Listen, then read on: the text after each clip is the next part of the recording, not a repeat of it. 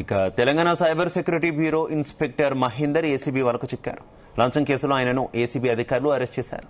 Cyber మోసం కేసులో కుటుంబ సభ్యులను ఇరికించబోమని 9 లక్షల రూపాయలను ఇన్స్పెక్టర్ డిమాండ్ చేశారు. ఇక బాధితుడి వద్ద నుంచి ఇప్పటికే 5 లక్షల రూపాయల నగదు తీసుకున్నట్టు ఏసీబీ అధికారులు గుర్తించారు. మిగిలిన 4 లక్షల కోసం మరోసారి డిమాండ్ చేస్తూ బెదిరింపులకు దిగారు. దీంతో బాధితుడు ఏసీబీని ఆశ్రయించాడు.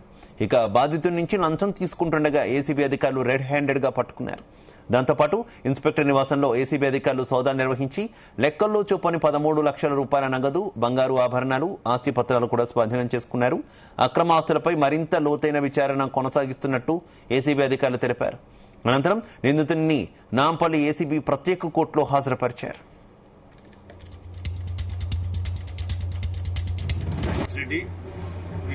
ACB CIU central investigation unit డిఎస్పీని మాకు కంప్లైంట్ రావడం వల్ల ఇవాళ క్రైమ్ సెక్యూరిటీ బ్యూరో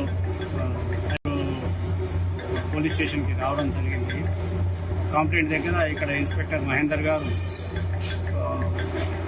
డబ్బులు డిమాండ్ చేస్తున్నారు. వాళ్ళ ఫ్యామిలీ మెంబర్స్ని, ఫ్రెండ్స్ని కేసులో ఇరికిస్తామని చెప్పి బెదిరిస్తూ డబ్బులు ఇవ్వని డిమాండ్ చేస్తుంటే 9 lakhs కుదిరింది. ఆ 9 lakhsలో ఆల్రెడీ 5 lakhs తీసుకున్నాడు అతను.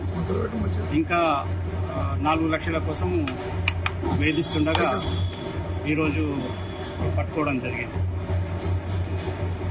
కొని వచ్చాడు ఇవాళ. బయటకు వచ్చిన తర్వాత నేను లంచ్ తర్వాత తీసుకుంటా అని చెప్పేసి అని అతనికి డౌట్ వచ్చిందా, మరి తప్పించుకోవడానికి ప్రయత్నం చేస్తుంటే పట్టుకోవడం. ఒక సైబర్ క్రైమ్ కేసులో ఇతను మా కంప్లైంట్ ఇన్వాల్వ్ అయ్యిండు. అదే అతను జైలుకి వెళ్ళిండు. బయటకు వచ్చిన తర్వాత వాళ్ళ ఫ్యామిలీ మెంబర్స్, వైఫ్ని, తర్వాత ఇతర ఫ్యామిలీ మెంబర్స్ని, ఫ్రెండ్స్ని అందులో కేసులో ఇన్వాల్వ్ చేస్తా అని చెప్పేసి బెదిరిస్తుంది. చాలా కాలం నుండి బెదిరిస్తుంది. ఆల్రెడీ అంటే వాళ్ళ ఫాదర్ దగ్గర, కంప్లైంట్ యొక్క ఫాదర్ దగ్గర నుంచి 2 లక్షలు తీసుకున్నాడు. ఈ కంప్లైంట్ దగ్గర కూడా ఒకసారి 2 లక్షలు, ఒకసారి 1 లక్ష రూపాయలు తీసుకున్నాడు. ఇంకా డిమాండ్ చేస్తారు. ఇంకా ఇప్పుడు 4 lakhs